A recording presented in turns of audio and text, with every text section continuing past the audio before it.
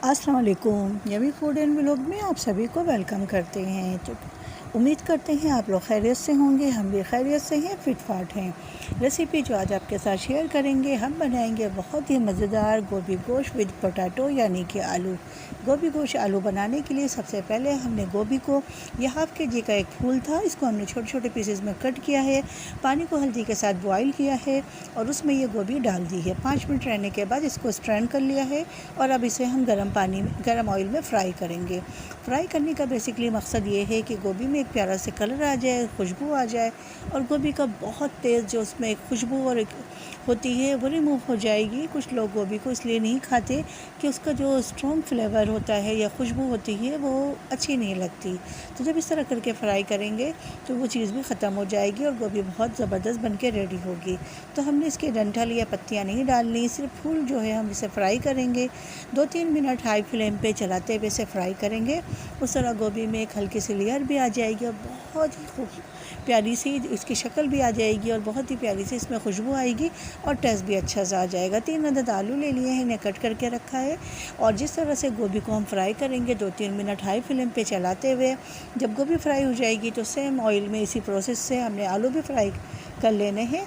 आप चाहें तो आलू को स्किप कर सकते हैं, लेकिन क्या है कि बच्चे अगर गोभी नहीं खाना चाहें तो वो आलू गोश्त भी खा सकते हैं। तो जिस तरह गोभी को फ्राई करेंगे सेम इसी प्रोसेस से 2-3 मिनट में हाई फ्लेम में चलाते हुए हमने आलूओं को भी अच्छे से फ्राई कर लेना है। तो यहाँ पर देख लीजिए गोभी को हमने अच्छे से फ्राई कर लिया है। इसको बस इतना ही फ्राई करना है, बहुत ज़्यादा इसको कलर नहीं देना है। और जिस तरह से ये फ्राई हो जाएगा तो इसको हम निकाल लेंगे और निकाल कर सेम ऑयल में अच्छे से हमने आलू फ्राई करने हैं। गोभी और आलू दोनों को हमने फ्राई कर लिया है। आप देखें इसमें हल्की सी लेयर आ गई है। दोनों की एक ही बाउल में हमने फ्राई करके एक साइड रख देना है और आ जाएंगे गोभी गोश्त पकाने की तरफ। तो इसी ऑयल में हम ले लेते हैं 2 अदद प्याज। प्याज को मीडियम साइज़ के 2 अदद प्याज है जिसको हमने रफली कट किया है, इसे ऑयल में डालेंगे और चलाते हुए इसे पका लेंगे।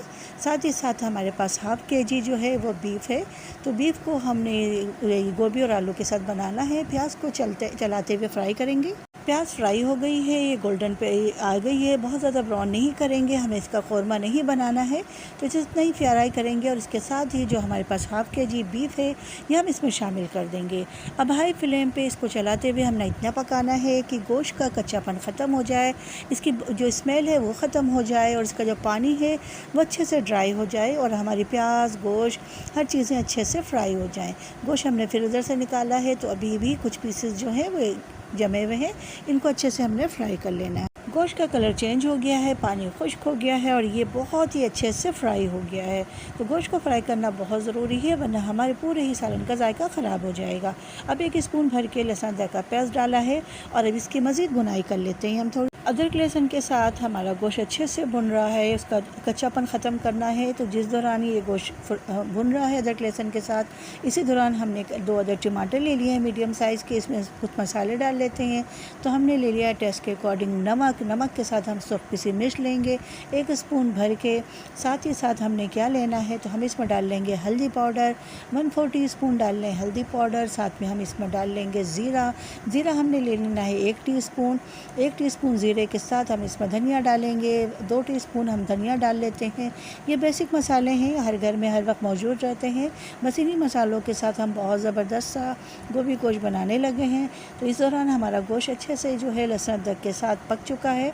इसको चला लेते हैं और चलाने के साथ ही हम इसमें शामिल कर देंगे ये जो हमारे पास टमाटर और बाकी मसाला जात हमने रेडी करके रखे हैं, ये इसमें शामिल करेंगे और इसकी अच्छे से भुनाई करेंगे। इसकी अच्छे से भुनाई करेंगे उस टाइम तक जिस टाइम तक मसाला हमारा अच्छे से पक जाए, टमाटर हमारे मैश हो जाए और हर चीज़ हमारी यकजान हो जाए। तो हाई फ्लेम करेंगे, मीडियम और मीडियम हाई में हमने चलाते हुए इसको 2-3 मिनट तक अच्छे से फ्राई करना है। इस तरह बहुत ही अच्छा जायका बनता है। हम जो भी सालन इस रेसिपी से तो गोश्त की देखें बहुत अच्छी से बनाई हो गई है, मसाले यकजान हो गए हैं, टमाटर दिख भी नहीं रहा है, बहुत अच्छे से मैश हो गया है। तो यहाँ 3 से 4 टेबल स्पून हमने दही ले लिया है, दही को फेंट कर हम शामिल कर देंगे और दोबारा से यही करेंगे कि गोश्त को भूनेंगे यहाँ तक कि दही पक जाए, इसका कच्चापन ख़त्म हो जाए और ऑयल हमारा दोबारा से सेपरेट हो जाए। तो दोबारा से भुनाई करेंगे, अच्छे से मिक्स करेंगे और 2-3 मिनट हमें मज़ीद लगने लगे हैं इस भुनाई में। यहाँ पर भुनाई का जो स्टेप है लेना बहुत ज़रूरी है, इसी से हमारे सालन में जायका आएगा और इसी से हमारा सालन बेहतरीन जो है वो बनकर रेडी होगा। तो यहाँ देख सकते हैं हर चीज़, हर मसाला, टमाटर, दही और हमारे सारे पाउडर मसाले, प्याज, हर चीज़ यकजान हो गई है। गोश्त की बहुत ही ज़बरदस्त सी भुनाई हो रही है और गोश्त की भुनाई देख लें यहाँ पर कितनी ज़बरदस्त सी हो रही है, इसकी लुक आपको दिख रही होगी। तो अब टाइम है कि हम गोश्त को टेंडर कर लें, यानी गला लें।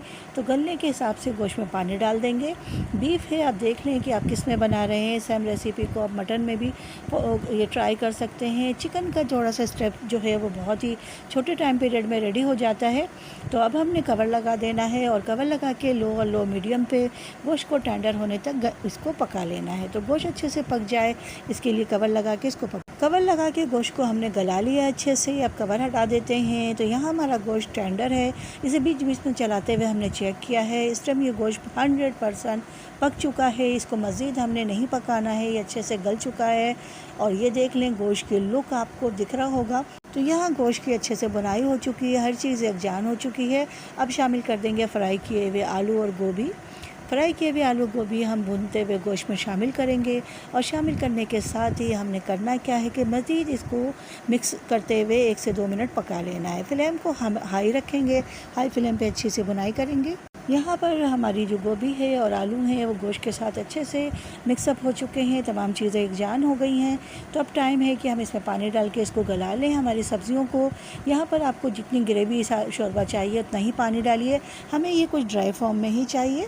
तो हमने सिर्फ एक ही छोटा प्याला पानी का डाला है, इसको हल्के हाथ से मिक्स कर लेंगे और कवर लगा देंगे। और कवर लगा के इसको तकरीबन भी हमने 10-12 मिनट पकाना है ताकि हमारे आलू और गोभी बहुत अच्छे से टेंडर हो जाए और मज़ेदार सालन रेडी हो जाए। तो यहाँ पर हो चुके हैं हमारे तकरीबन 10 मिनट। हमने बीच में से चेक भी कर लिया था कि कहीं नीचे से लग ना जाए। और देख लें कि यहाँ पर गोभी और गोश्त जो है वो बनके तकरीबन रेडी हो गया है। जैसे लो फ्लेम पे हमने पकाया है ताकि बहुत अच्छे से सब्ज़ियाँ हमारी टेंडर हो जाएँ। ऑलरेडी हमारा जो है वो 100% टेंडर हुआ हुआ है। तो अब इस स्टेज पर हमें इतनी ही कंसिस्टेंसी चाहिए। इस स्टेज पर हाफ़ टी स्पून के करीब हम इसमें गरम मसाला डाल देंगे। गरम मसाला डाल के भी इसको हल्के हाथ से मिक्स कर लेंगे ताकि गरम मसाला जो हमने इसमें शामिल किया है उसकी जो खुशबू है वो हमारे पूरे सालन में बहुत अच्छे से मिक्सअप हो जाए। अब मज़ीद इसके जायके को बढ़ाने के लिए, टेस्ट को और इसकी लुक को बढ़ाने के लिए हमने कुछ हरी मिर्चें, कुछ अदरक और हरा धनिया इसमें डाल दिया है। गोभी बादी होती है, गाय का गोश्त भी बादी है, तो अदरक का इस्तेमाल हमने इसमें किया है। इससे बहुत अच्छी खुशबू आएगी और टेस्ट भी अच्छा आएगा। अब कवर लगा के दम की आंच पे 2 मिनट रखेंगे और फिर बहुत अच्छे से इसकी प्लेटिंग करते हैं। तो यहाँ पर हमारा बहुत ही मज़ेदार गोभी गोश्त आलू बन के रेडी है। इसके फाइनल लुक आपके सामने है, आप देख सकते हैं। ये बहुत मज़ेदार है, इसे आप रोटी के साथ खाएं, चपाती या नान के साथ खाएं या बॉयल राइस के साथ खाएं, परफेक्ट मैच है, बहुत मज़ेदार बनता है। एक दफ़ा ज़रूर बनाइए, घर के सिंपल मसालों के साथ, बनाना आसान, खाने में मज़ेदार। तो उम्मीद करते हैं कि रेसिपी आप लोग को पसंद आएगी। आज के लिए बस इतना ही। तो अपनी रेसिपी को हमने आपके सामने प्रेजेंट किया और इसके साथ ही वीडियो को एंड करते हैं और आपसे रिक्वेस्ट करते हैं हमारे साथ रहिए। मिलेंगे इंशाअल्लाह किसी बहुत ही यमी रेसिपी के साथ। तब तक के लिए सभी दोस्तों को अल्लाह